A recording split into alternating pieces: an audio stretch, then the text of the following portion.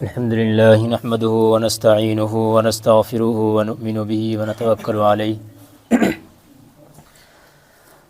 ونعوذ بالله من شرور أنفسنا ومن سيئات أعمالنا من يهده الله فلا مضل له ومن يضلله فلا هادي له ونشهد أن لا إله إلا الله وحده لا شريك له ونشهد أن سيدنا وسندنا ونبينا ومولانا محمدا عبده ورسوله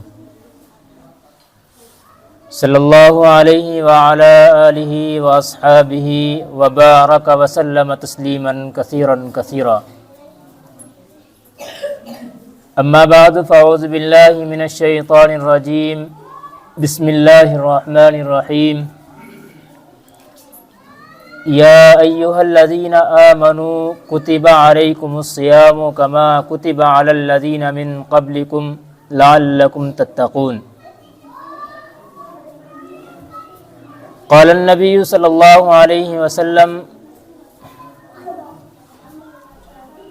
شہر اولہ رحمۃ واوسطہ مغفرۃ وآخرہ عتق من النار او کما قال علیہ الصلاۃ والسلام۔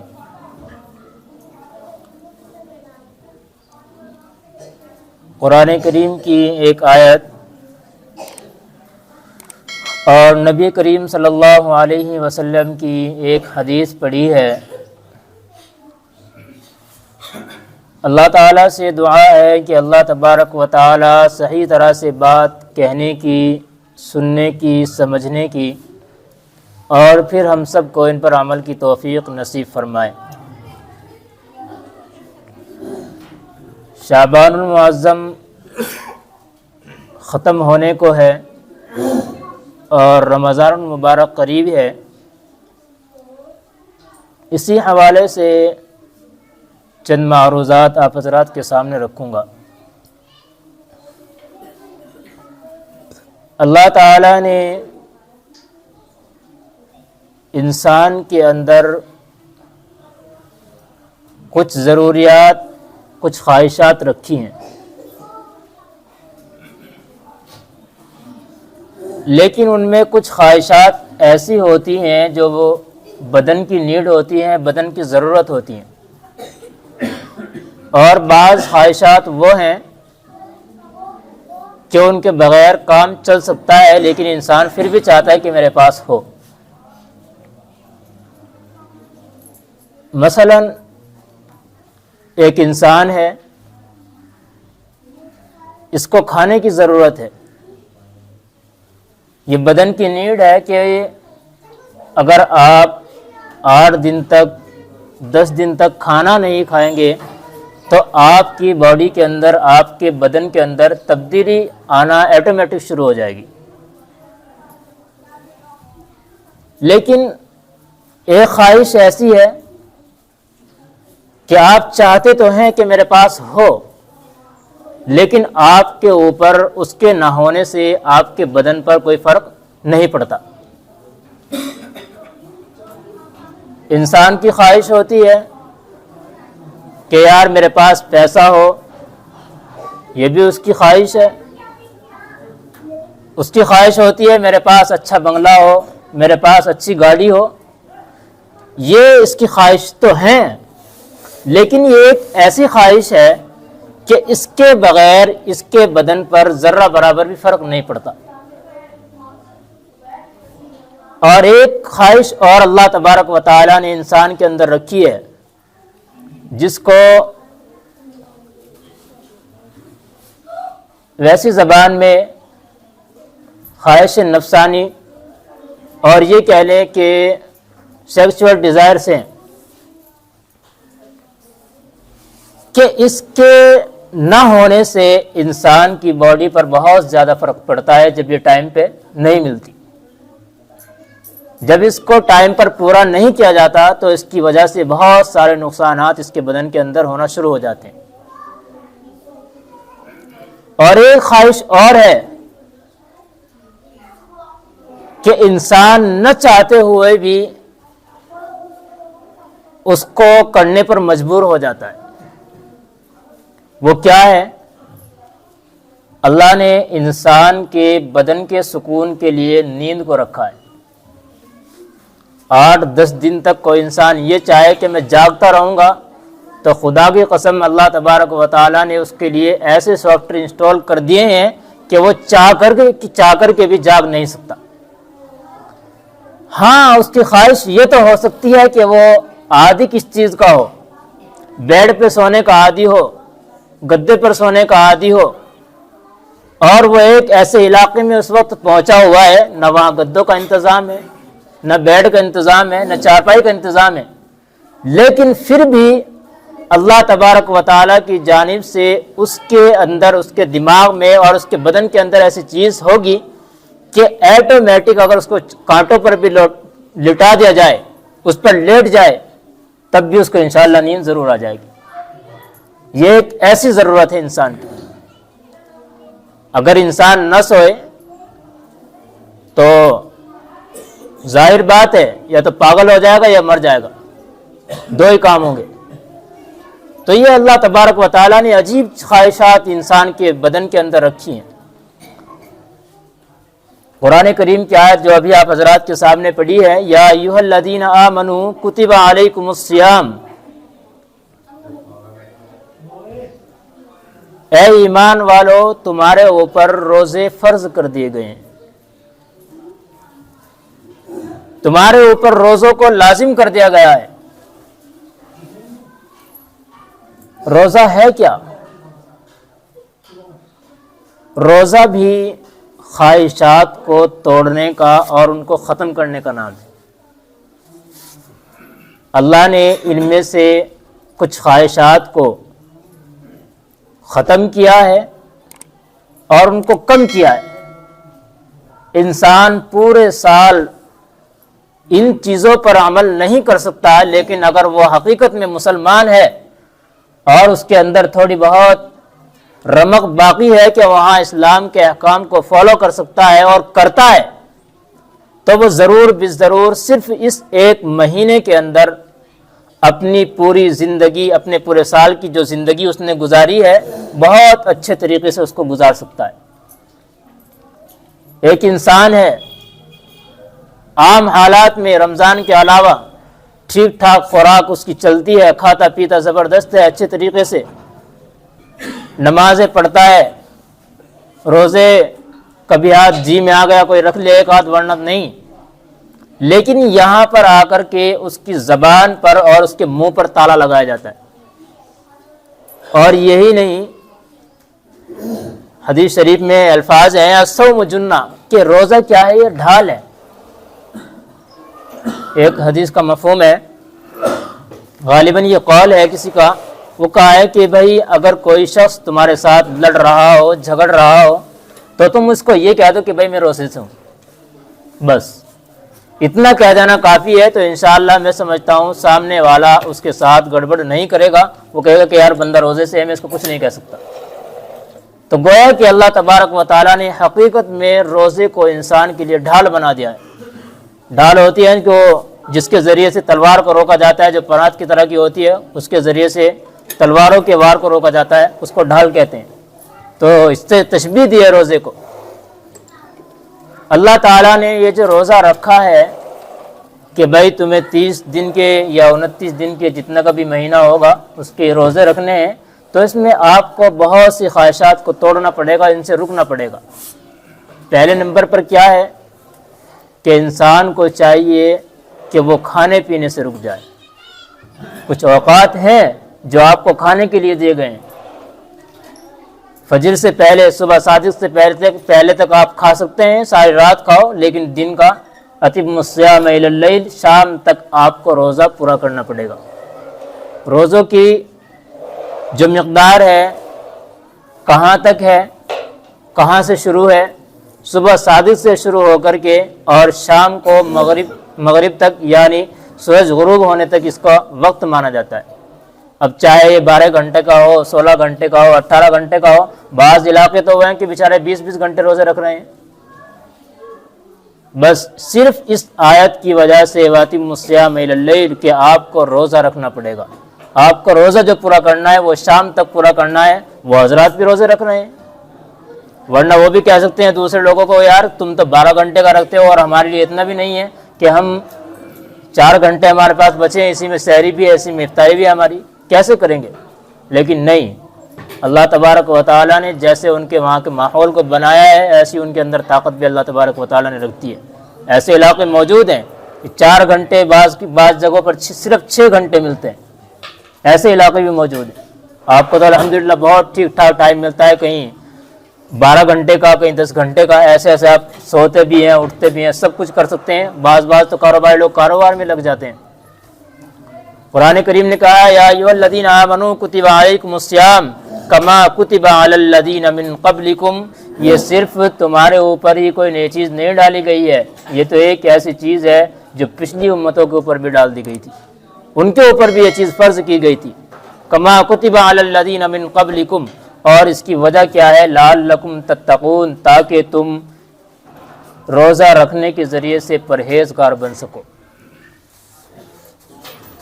ہمارے یہاں اور لبرل طبقے کے یہاں عام طور پر کامیابی جو سمجھی جاتی ہے وہ خواہشات کو پورا کرنے کا نام کامیابی ہے، لیکن اسلام کامیابی کسے کہتا ہے؟ اسلام کامیابی کسے سمجھتا ہے؟ یہ اس کے احکامات کو دیکھ کر کے پتہ چلتا ہے، ان کی کھوج بین کرنے میں پتہ چلتا ہے کہ ہاں بھائی اسلام نے جو کامیابی رکھی ہے رکھی کہاں ہے۔ کتنی چیزیں ایسی ہیں، قرآن کریم نے کہا ہے وَلَا تَقْرَبُوا الزِّنَا إِنَّهُ كَانَ فَاحِشَةً کہ بھائی زنا کے قریب بھی مت جانا۔ لبرل طبقہ کیا کہتا ہے کہ بھائی کوئی چیز نہیں ہے، یہ خواہ مخواہ کی باتیں بنا رکھی ہے۔ کسی کے پاس شراب پینے کا موقع مل جائے تو وہ کر گزرتے ہیں، لیکن اسلام نے یہاں پر بریک لگایا کہ نہیں بھائی آپ اس سے آگے نہیں بڑھ سکتے۔ انما الخمر والمیسر، یہ تو بیکار چیزیں ہیں کہ آپ کے اوپر شراب کو حرام کر دیا گیا ہے۔ وہاں پر جوا کھیلنا ان کے لیے جائز ہے، ان کے لیے کھانا پینا اس طرح کی چیزیں جو حرام ہے اسلام کے اندر وہ بالکل سب ان کے یہاں ٹھیک ہوتا ہے، لیکن اسلام نے کہا ہے نہیں، آپ کی کامیابی تبھی ہے تب آپ جوا کھیلنے سے، چوری کرنے سے، زنا کرنے سے بچ سکتے ہو، یہ کامیابی ہے۔ لعلکم تتقون۔ فیض الفقار احمد نقشبندی نے ایک بات کہی ہے، وہ کہہ رہے ہیں کہ بھائی ایک انسان اپنی زندگی کو بدلنے کے لیے اگر رمضان کے اندر ہی صرف عمل کر لے تو انشاءاللہ پورا سال بہترین گزار سکتا ہے۔ اللہ تعالیٰ نے مہینوں کے اندر سے چن کر کے اس رمضان المبارک کو نکالا ہے کہ رمضان المبارک سب سے بڑا مہینہ ہے اور سب مہینوں کا سردار ہے۔ دنوں کے اندر سے جمعہ کو اور راتوں کے اندر سے لیلۃ القدر کو، جو قرآن کریم میں جس کا تذکرہ بہت زبردست طریقے سے کیا گیا ہے، لیلۃ القدر خیر من الف شہر، کہ یہ تو ہزاروں راتوں سے، ہزار مہینوں سے افضل ہے۔ کیسی کیسی زبردست چیز اللہ تبارک و تعالیٰ نے مسلمانوں کے لیے رکھی ہے، اور کیسی کیسی اچھی چیزیں اللہ تبارک و تعالیٰ نے انسان کے لیے رکھی ہے کہ بھائی آؤ ہماری طرف اور دیکھو تو صحیح ذرا کامیابی ہے کہاں۔ اللہ تبارک و تعالیٰ نے کسی انسان کے اوپر اس کی وسعت سے زیادہ بوجھ نہیں ڈالا ہے۔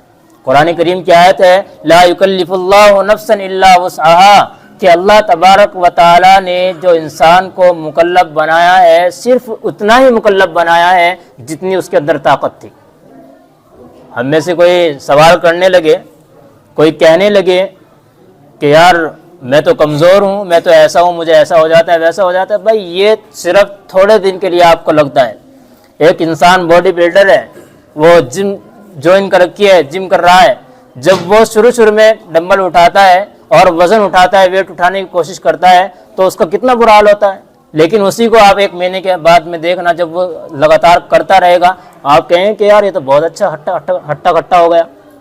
کیوں ہوا ہے؟ اس کو جو ظاہری اور شروع میں جو تکلیف ہوئی ہے نا وہ سب ختم ہو چکی ہے، اب اس کو پتہ بھی نہیں چلتا۔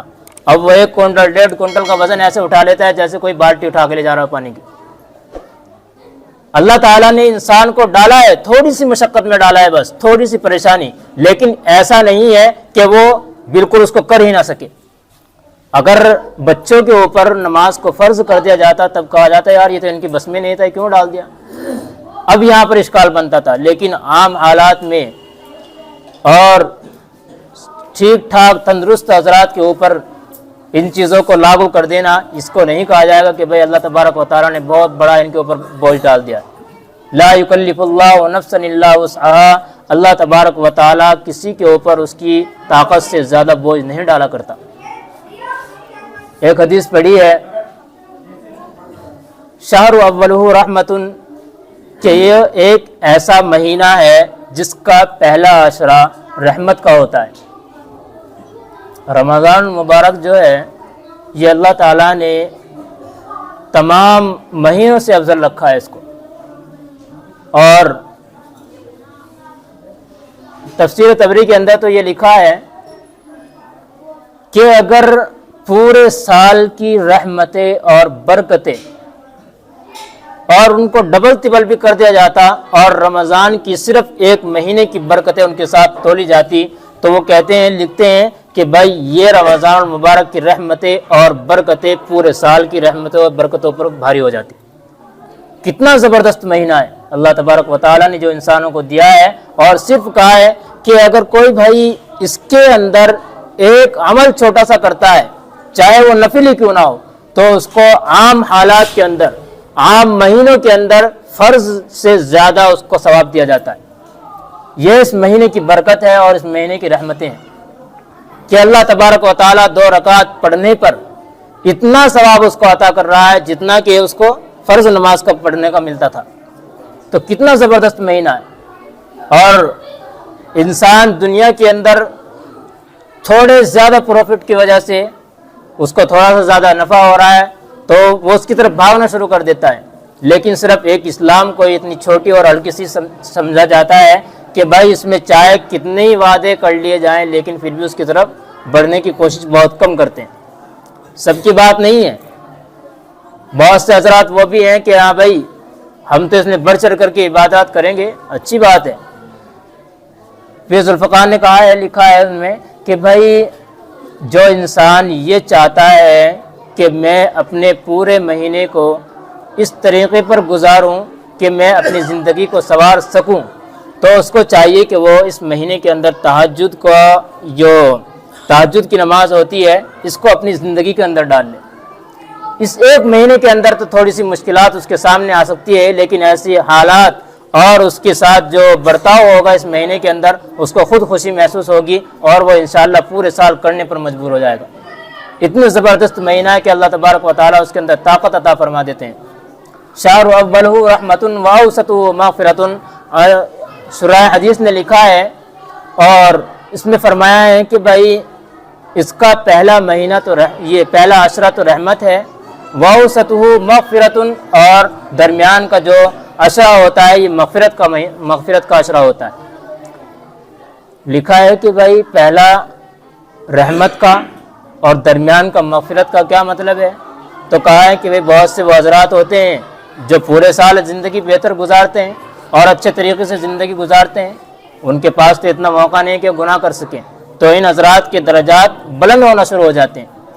وَأَوْسَطُهُ مَغْفِرَةٌ، اور اس کا درمیانی جو عشرہ ہوتا ہے یہ مغفرت کا عشرہ ہوا کرتا ہے کہ بھائی اب آ جاؤ، جو 10 دن کے اندر نہیں سدھر سکے وہ اب مغفرت کی طلب کرنا شروع کر دیں، اللہ تبارک و تعالیٰ کے سامنے رونا شروع کر دیں، گڑ گڑانا شروع کر دیں، تو انشاءاللہ اس کے لیے مغفرت کا پروانہ تیار ہے۔